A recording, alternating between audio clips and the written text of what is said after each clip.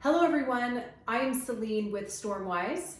And I'm Dave, your guest with StormWise. Yes, and so today we're going to talk about what some people could probably, say is a scenario that would cause them some anxiety, and that is what happens when my car totals from hail. So whether you are a potential customer, or maybe even a current customer, or maybe someone that doesn't even live in the area with StormWise, we have such great information on this because we see it all the time.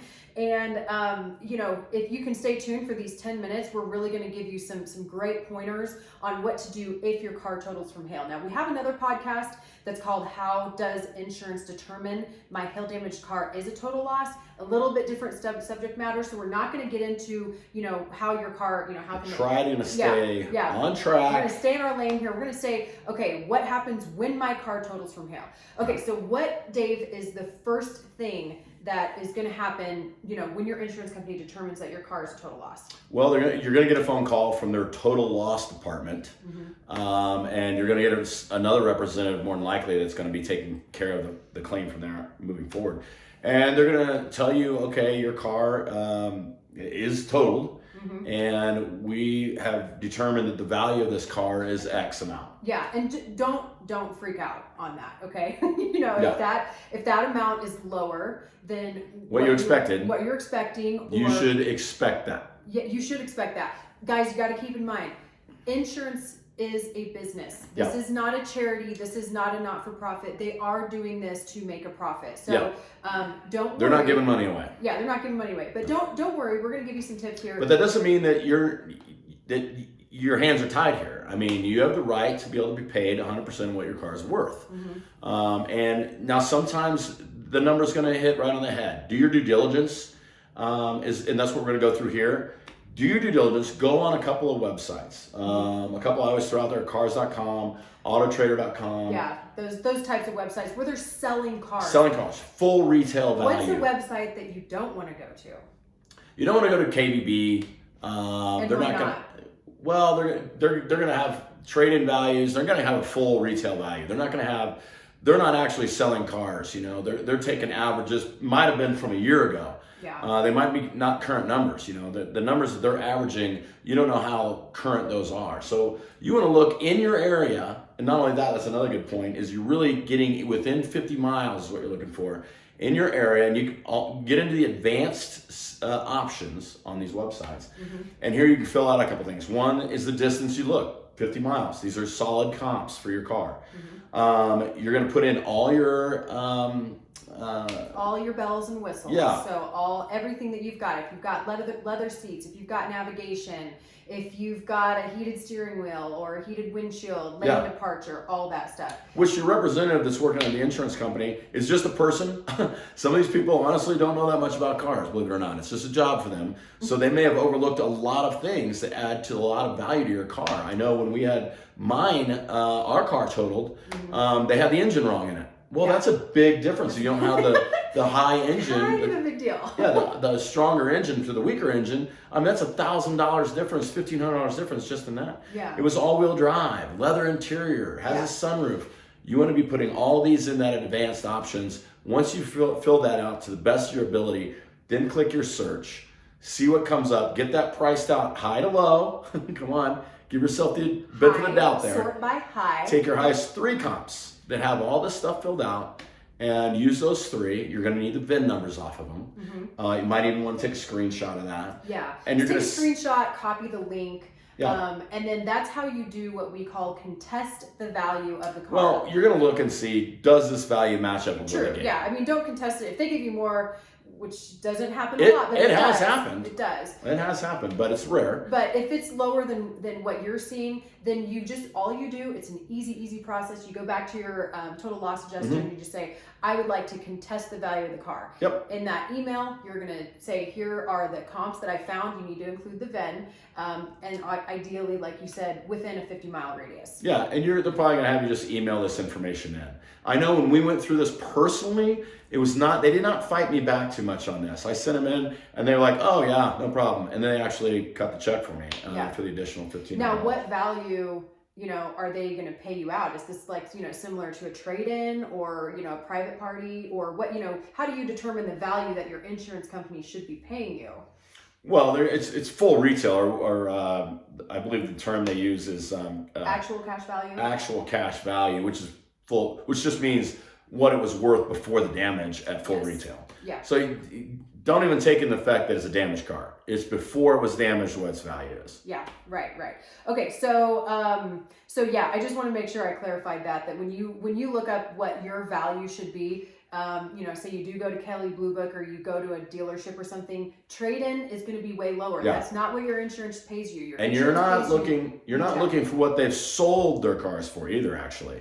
You're looking for what they're selling them for. Yeah, so that's great too, because you're looking at comps that aren't actually being sold. So, a lot of times dealers add $1,000 because they give themselves wiggle room. I mean, technically that's what you could buy your car for. So that's what you want to negotiate. That's the amount that you want to negotiate with your insurance company. Yeah. And a lot of times they'll just come right back and be like, yeah, you're right. And you can find, you can look through those comps that they send you, because they're going to send you the comps that they used to determine the actual cash value. I mean, a lot of those things are going to be missing maybe very key expensive things that your car has on them, like leather seats or navigation or, some other premium package that you might have. Yeah. Okay. All right. So then what happens? So they give you this dollar amount. Now what? Well, I mean, you basically have two options. You're either keeping the car or you're giving it back to the insurance. There's different scenarios on where it works for what works best for different people. Okay. It's not always keep the car or always give the car back. Right. So let's just go through a couple different scenarios, because our listeners are going to be in all different ones. So this first scenario, so what if you own the car outright, you have no loan on it?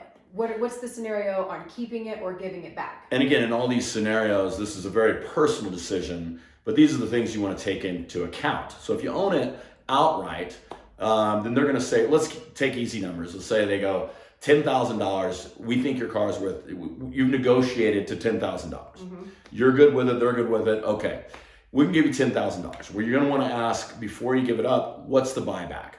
Okay. That means, what is it going to cost me? That's where I feel like insurance can get a little, they can set that buyback at really kind of whatever they want. It's whatever they want. Yeah, at this point, they're selling the car. Yeah, they're selling the car back to you. It's whatever. Now, in my scenario, it was great. I went ahead and bought it, and I wasn't even planning on it. Yeah. So look at the buyback. For me, or in this scenario, we use this scenario, it was $2,000.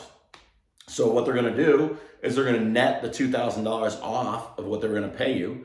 So they're going to give you $8,000, and you keep the car. Well, minus your deductible too, so. Right, very good point. Minus your deductible. Yeah, so your car's valued at $10,000. They take off that $500 deductible if that's what you have, and then they say it's $2,000 to buy it back. So they take off an additional $2,000, and then you walk away with a check for $6,500.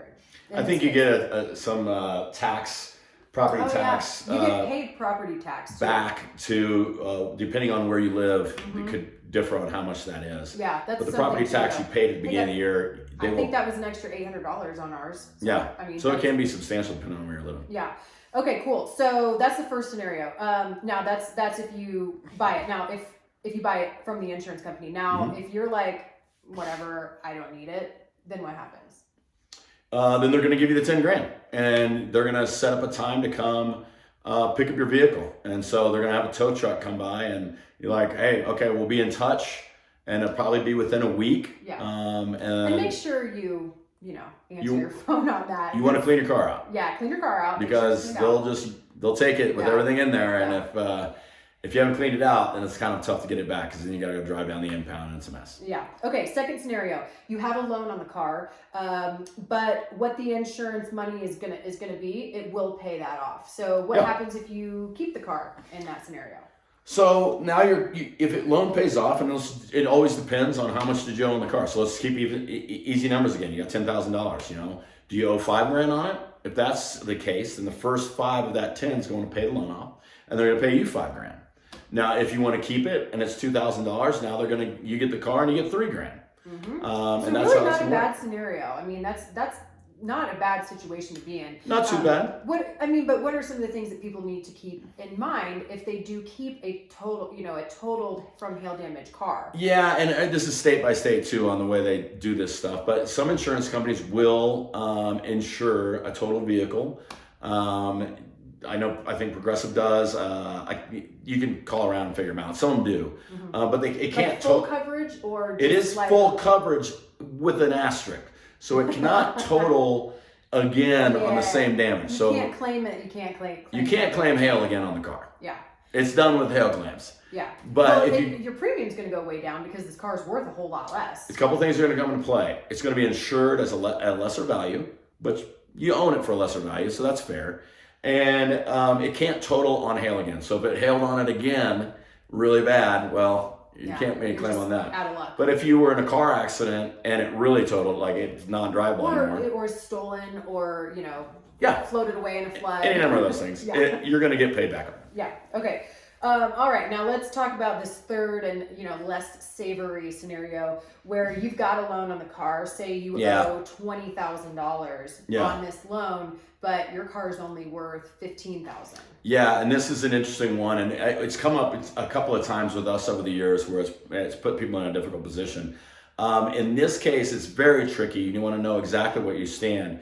Most of the time, if you're putting a low down payment, which is where you're going to get in these situations, it's like, say it's a 1-year-old car and you put $100 down, one of those kind of deals. The car is probably depreciated below what you owe at that point. In fact, you're probably not going to catch up to that for 2 or 3 years before you start evening that out. Yeah, because you got interest too that you're paying. So. Exactly. So in this scenario, typically you've got what's called gap coverage, which is going to kind of be your parachute, which is the reason it's there. And the gap coverage is, okay, you owe 20 grand. This car is worth now 15 grand and it's total. Well, the insurance is going to pay out what it's worth, 15 grand. And then the gap coverage comes in behind and fills in that gap with a 5. You're not going to walk away with any money in your hand, but you're not going to owe any money either. The loan will be paid off. Okay. Now, so that's if you have gap coverage. That's if you have gap coverage. Now, what happens if you don't? Now, if you're in a scenario where you don't, where you still put a decent down payment, where they didn't think you were going to need the gap coverage, like a couple grand, but it depreciated 5 grand, and this has literally happened to customers of ours. Yeah. Then it's a real decision you need to mull over what your situation is here. So what happened if I'm like, I guess, what happens if I keep it? So if you keep the car, which in a lot of these situations, honestly, is probably the best route. Yeah. Well, in this situation, it's the best route. If you have a loan, you're not getting paid out the full amount, and you don't have gap coverage. You get to keep the car. You are still making a loan payment on the car for the same dollar amount you were before. Right. But obviously your loan amount is reduced substantially, so it's going to pay off way quicker. Mm-hmm. But you still owe whatever it is. Let's say in this scenario, it's $5,000. Yeah, in this scenario, it's $5,000 you still owe. Your payment's going to stay the exact same, but it's just going to pay off much, much quicker. But here's one thing that we weren't talking about here is that if you keep the car, you do have to buy it back. So that $15,000 that they're saying it's worth, you don't get that $15,000 to pay off the loan because you still have to buy it back. Say for $2,000 or $3,000. Obviously, a much reduced amount, but it's still going to be lesser taken off the loan. Yeah, so it's still going to pay off a lot of the loan, and you're going to pay that car off a lot faster. But at least you have a car to drive. Yeah. Now, what if you're like, this car is, the windshield's broken out. Like there's cracked paint. This thing is worth nothing to me. And you don't want to keep it, but you don't have gap coverage. And there's a decision to make. So, and this is going to be different for everybody on your own financial situation, on what your credit situation is like. Mm-hmm. You want to make sure that you can buy another vehicle. Yeah. That's for sure. Because you're still going to owe this loan on this vehicle. Now, there are some options that will come in depending on where you got the loan from on that vehicle. You might be able to wrap that into the new car loan if you go through the same bank. A lot of times the same bank will do that since you already owe them money. Yeah, they'll finance the next They'll finance the next car for you, but you're going to automatically be upside down. Or you just cash pay it out. Let's say you've got the money and you just pay that thing off cash, or maybe it's not that much you got left over. whatever the case may be, like I said, it's very case by case. Maybe you pay that off and just start from scratch. But you got to make sure that your credit is in a situation, or your down payment is a situation, cash flow wise, that you can buy another car, because you're not going to have a car, but you're still going to have debt. Yeah. So you're going to still owe for the remaining amount of that car to a loan that you have to make a car payment on, and you won't have a vehicle. Yeah. So a lot of different things here to consider. I mean, mainly it's going to be, I think the biggest question on if you keep it or give it back, outside of the financial, is can you live with the damage? I mean, is it, and do you want to drive around a totaled car? Yes, it's financially, it's mechanically sound. There's nothing mechanically wrong with the car. It's going to get you from point A to B. But if you have a brand new car, I mean, for us, probably like brand new cars. For us, we kept it because it was an extra vehicle, utility bike. Yeah, we kept it as it wasn't our main car. We had it so people could borrow it if they needed it or whatever. Yeah. And something I wanted to come back to is when it came to a lot of people are like, well, I don't know if I could buy another car. If they were into that third scenario where they were upside down, you can take your time to do this. They will give you time to figure this out on your own. You will have probably 14 days, I believe is what they say, to really get your ducks in a row. So you don't have to, they might pressure you, especially if you're in a rental car they're paying for you, but they do owe you that time. Yeah. So you do have time. Don't let them pressure you. Say, hey, I need time, but be diligent about it. Go to the bank that you owe this through. Yeah. See if you can get another car loan before you give that car back. You want to make sure, hey, can I do this? They'll pull your credit. They'll do all that jazz. They'll tell you right then, hey, we are okay with wrapping that debt that you have into a new car. Get that worked out before you make your decision to release that car. Yeah, that's very, very sound advice. Okay, so basically just to recap here, when your car totals from hail, the very first thing is they're going to give you a number. You're going to want to then do your due diligence. Decide if this sounds like a good number for you based on the advice that we gave you before. Look at cars.com, look at these options, make sure you're looking at what these cars are being sold for, not or being advertised as, not necessarily what they're being sold for. And definitely don't, trade in that's way, way lower. And then you just need to decide if you're gonna keep it, or if you're going, and you can live with the hail damage and you want to lower your payments or lower the amount of time you're paying, or if you're just like, bye-bye, I hate this thing. It looks like a golf ball. So I'm starting from scratch. I can't wait to buy a new car. Really for a lot of our customers and the people that we see, this is not a very bad, this isn't a bad thing. This is a good thing. Yeah. Especially if you were even close to thinking about selling your car at all. Ready to get out underneath it anyway. Get out from it this anyway. Worked out perfectly. Yeah, because you're going to get the top value from your insurance company, probably more than you would even get if you sold it yourself on cars. Way better than you sold it yourself, and way, way better than a trade-in. Absolutely, yeah. So, okay, hopefully this has given you guys some, great information. This is a lot of the information that we've acquired over 12 years of being in business in the hail damage industry, and we see hail damage total cars all the time. So thank you very much for tuning in, and definitely feel free to shoot us an email if you have any further questions at info@stormwisehailrepair.com.